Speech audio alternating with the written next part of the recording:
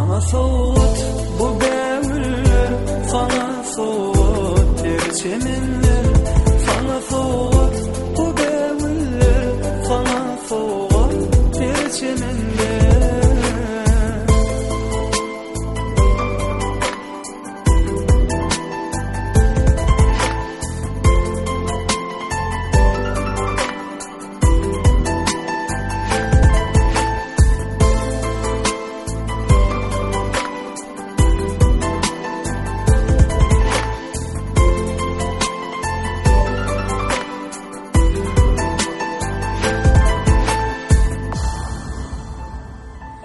Kabul et güller berdim, sana sevimi bildirdim. Duysun canım seyenlerini, dünyanı gül bile doldursun. Duydur canım seyenlerini, seve format koyanını. Bu acayip sabah hoşa, aydalı sevim aydınını.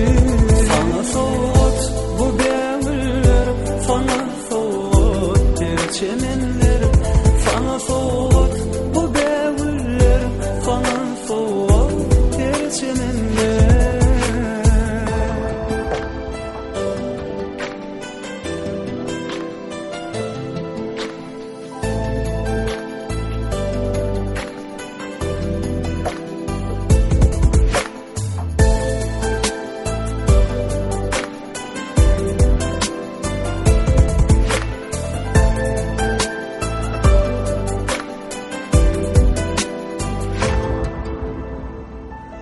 Karşılasın bağıt bağı, ovudun sen güller yağı.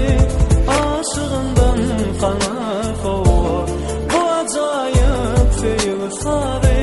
Senin misli geçen ay, şökleme saç yıldızlar yanı. Coşta kalın mecnun olup sana çanlayan sevgi sadı.